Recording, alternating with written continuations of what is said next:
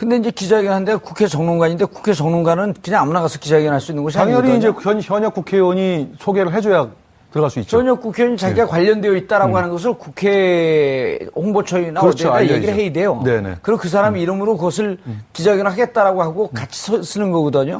근데 같이 통사 안 씁니다. 안 쓰죠. 예. 예. 엄마 부대 당시 주장을 보면 한국이 더 강한 나라가 될수록 위안부 할머니들이 희생해달라. 그때 당시 유행했던 말 중에 하나 반인류적 범죄에 대해서는 공소시효가 없다. 맞습니다. 이런 표현까지 나오고 그랬었단 그랬죠. 말이에요. 네. 그런데 이제 이게 이제 지금 문제가 되는 게 이병기 비서실장이 이렇게 지시를 하니까 그냥 지시를 하고 정부에서 행정부에서 무슨 일을 한 게 아니고 지시를 하고 나니까 그 다음에 엄마 부대라고 하는 무슨 보수단체에서 정대협 사무실 앞에서 시위를 벌였단 말이에요. 그러니까 이런 주장을 한 거죠. 할머니들을 정치적인 이슈로 끌어들인다라고 정대협 분들을 비난을 한 겁니다. 그 앞에 그렇게 주장을 한 겁니다.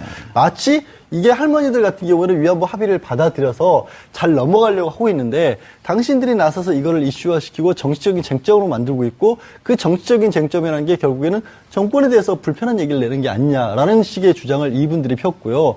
또 느닷없이 무슨 정대협의 진실을 알리는 모임이라는 그런 듣도 보도 못한 모임 같은 것들이 갑자기 만들어집니다.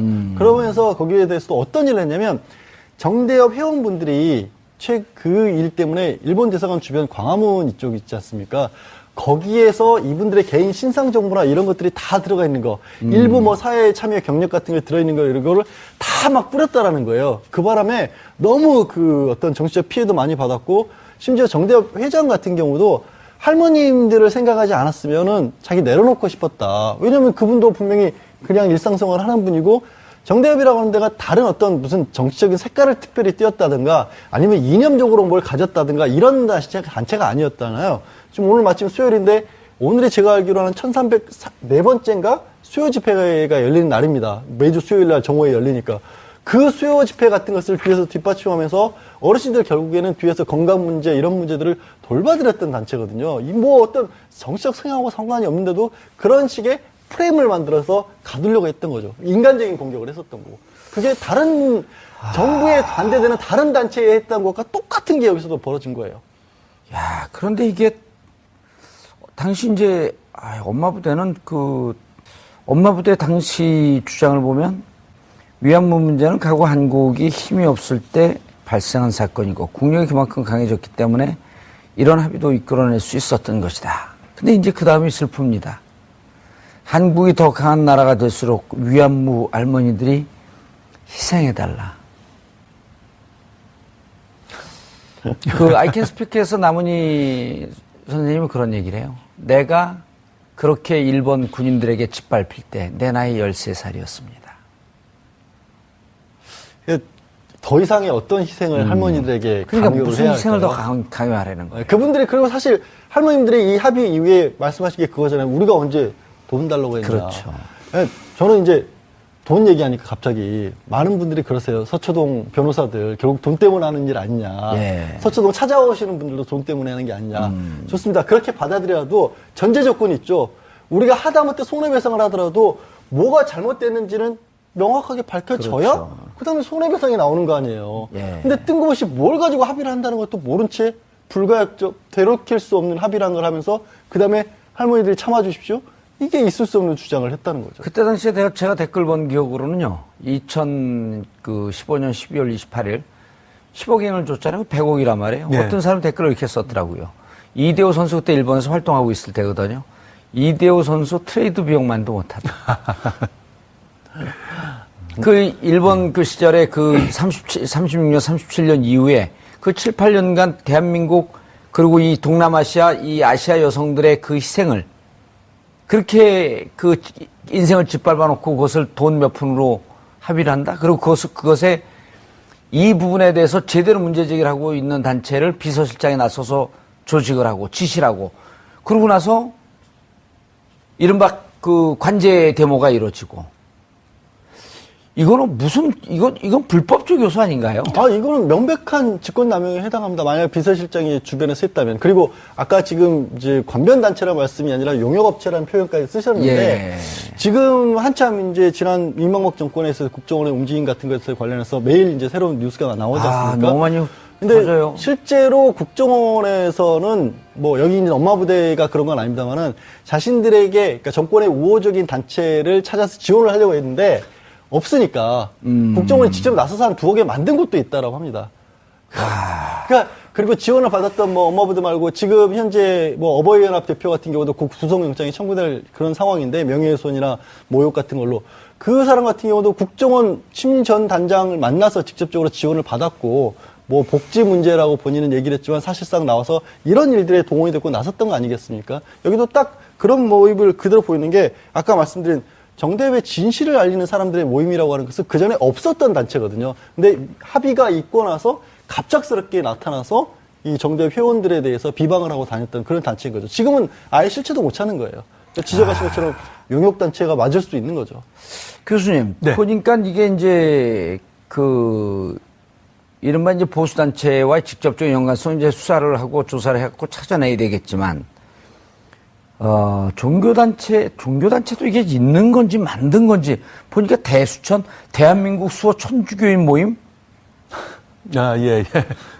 그게 이제 어떻게 된 거냐면, 이제 이 위안부 합의가 이제 이루어지고 난 다음에, 천주교 정의구현 사재단하고 정평위에서 성명을 냈어요. 예. 이번 합의는 매우 잘못된 합의다라고 했더니 이제 사실은, 천주교 자체는 어떤 정치적인 색깔이 전혀 없는데, 그러니까 정평위에서는 이제 때에 따라서는 굉장히 시국 관련해가지고 어떤 올바른 목소리를 내고 있거든요. 예. 이제 그러다 보니까 이게 조금 이제 현 정부에 대해서는 굉장히 이제 좀 껄끄러웠고, 그러다 보니까 대수천이라고 하는 이제 일부 아마 천주교 신자가 맞을 겁니다. 왜냐하면 이 회장이 서석구 변호사일 거예요, 아마. 이 대수천에. 예. 그러니까 서석구 변호사가 이제 천주교 신자인 거는 뭐 사실이니까 그거 맞는데 꼭 뭐 대수천이라고 해서 어떤 뭐 특별한 별도의 공식적인 가톨릭 내에서 공식적인 어떤 조직은 아니고요. 아마 몇몇 분들이 이제 이와 같은 타이틀을 가지고 이제 모였겠죠.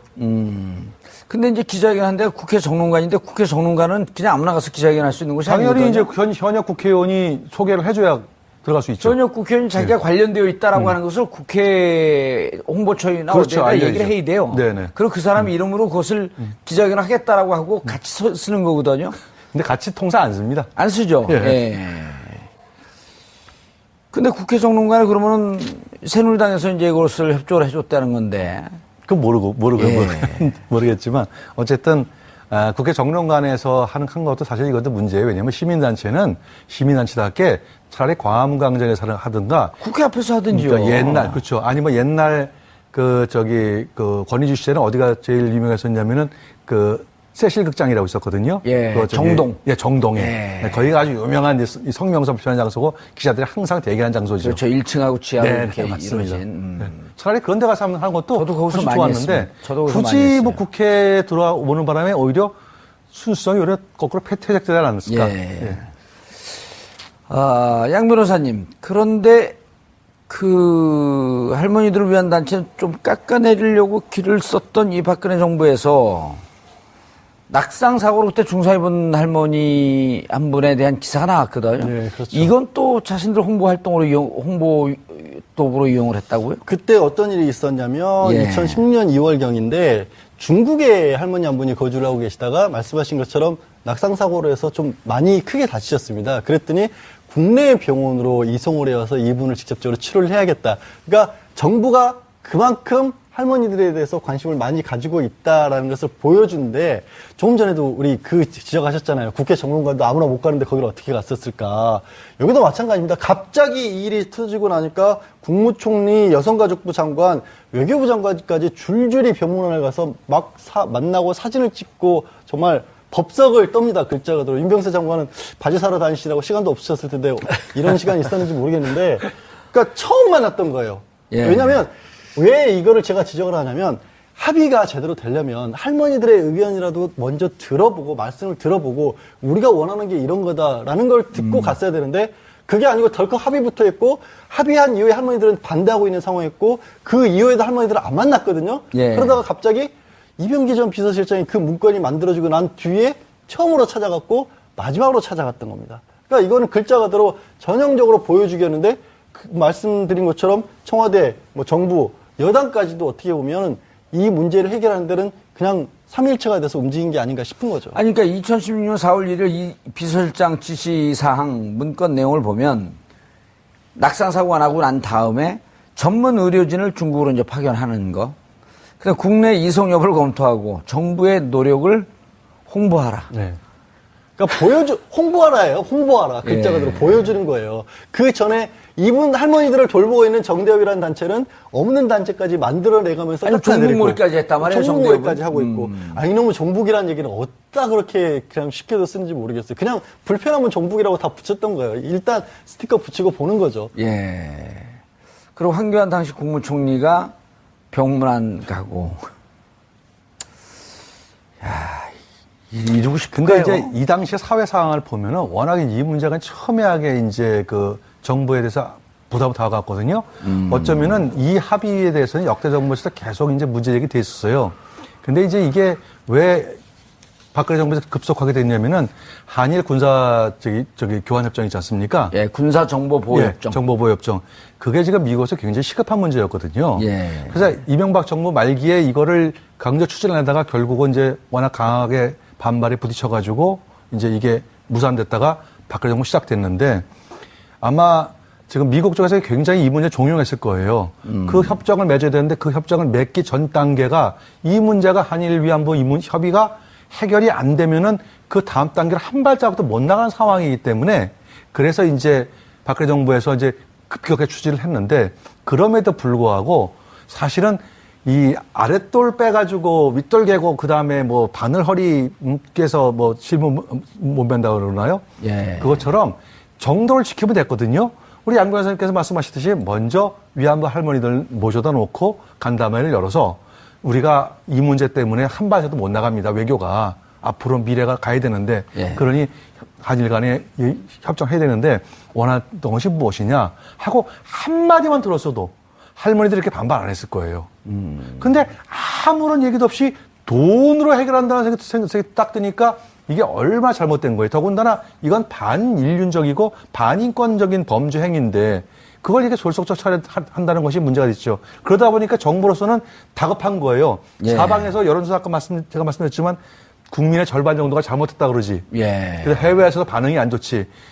어쩌면 요 문제 때문에 중국하고 한중 관계가 틀어진 결정적인 게 바로 요 문제거든요. 그렇죠. 저는 그렇게 분석하고 있습니다. 예. 그렇지. 그러니까 도저히 답이 없으니까 하상숙 할머니가 방금 양에서 소개했듯이 하상숙 할머니 사건인데 돌아갔을 때 제일 급한 게 먼저 우리 정부가 예우를 이만큼 한다는 걸 빨리 보여줘야만 할 정도로 그 당시에 박근혜 정부가 굉장히 절박했습니다.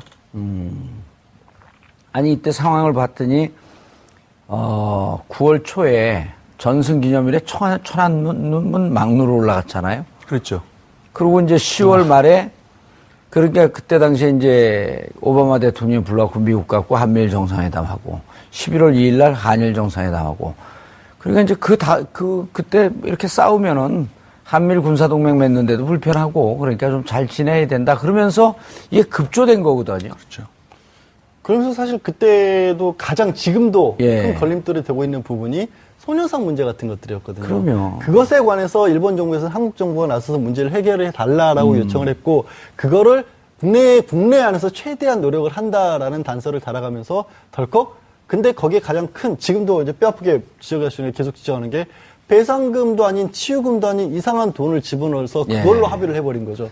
도대체 왜 합의를 하면서 이 화해치유재단, 지원재단에 10억 원을 출연한 내용을 합의를 했냐. 예. 의미가 이것도 화해치유라는 표현을 쓸 수밖에 없었던 게요.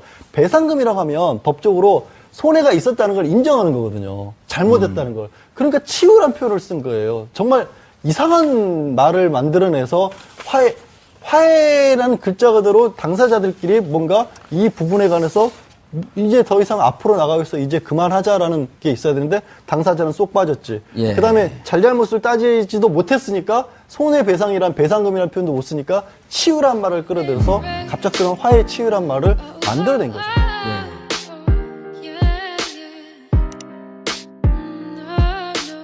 네 번째인가 수요 집회가 열리는 날입니다. 매주 수요일 날 정오에 열리니까 그 수요 집회 같은 것을 뒤에서 뒷받침하면서 어르신들 결국에는 뒤에서 건강 문제 이런 문제들을 돌봐드렸던 단체거든요. 이 뭐 어떤 정치적 성향하고 상관이 없는데도 그런 식의 프레임을 만들어서 가두려고 했던 거죠. 인간적인 공격을 했었던 거고. 그게 다른 정부에 반대되는 다른 단체에 했던 것과 똑같은 게 여기서도 벌어진 거예요. 야, 그런데 이게 당시 이제 엄마 부대는 엄마 부대 당시 주장을 보면 위안부 문제는 과거 한국이 힘이 없을 때 발생한 사건이고 국력이 그만큼 강해졌기 때문에 이런 합의도 이끌어낼 수 있었던 것이다. 근데 이제 그 다음이 슬픕니다. 한국이 더 강한 나라가 될수록 위안부 할머니들이 희생해달라.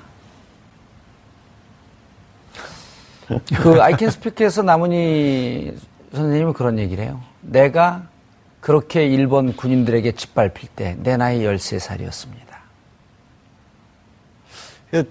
더 이상의 어떤 희생을 할머니들에게 인생을 짓밟아 놓고 그것을 돈 몇 푼으로 합의를 한다? 그리고 그것에 이 부분에 대해서 제대로 문제제기를 하고 있는 단체를 비서실장에 나서서 조직을 하고 지시를 하고 그러고 나서 이른바 그 관제 데모가 이루어지고 이거는 이건 불법적 요소 아닌가요? 이거는 명백한 직권남용에 해당합니다. 만약 비서실장이 주변에서 했다면. 그리고 아까 지금 이제 관변단체라는 말씀이 아니라 용역업체라는 표현까지 쓰셨는데, 지금 한참 이제 지난 이명박 정권에서 국정원의 움직임 같은 것에 관련해서 매일 이제 새로운 뉴스가 나오지 않습니까? 너무 많이 근데 터져요. 실제로 국정원에서는 뭐 여기 있는 엄마 부대가 그런 건 아닙니다만은 자신들에게 그러니까 정권의 우호적인 단체를 찾아서 지원을 하려고 했는데 없으니까 국정원이 직접 나서서 한 2억 개 만든 곳도 있다라고 합니다.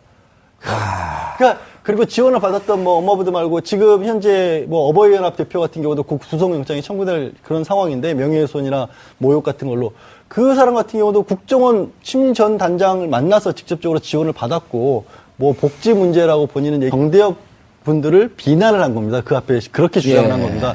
마치 이게 할머니들 같은 경우는 위안부 합의를 받아들여서 잘 넘어가려고 하고 있는데 당신들이 나서서 이거를 이슈화시키고 정치적인 쟁점으로 만들고 있고 그 정치적인 쟁점이라는 게 결국에는 정권에 대해서 불편한 얘기를 내는 게 아니냐라는 식의 주장을 이분들이 폈고요. 또 느닷없이 무슨 정대협의 진실을 알리는 모임이라는 그런 듣도 보도 못한 모임 같은 것들이 갑자기 만들어집니다. 그러면서 거기에 대해서 또 어떤 일을 했냐면 정대협 회원분들이 그 일 때문에 일본 대사관 주변 광화문 이쪽 있지 않습니까?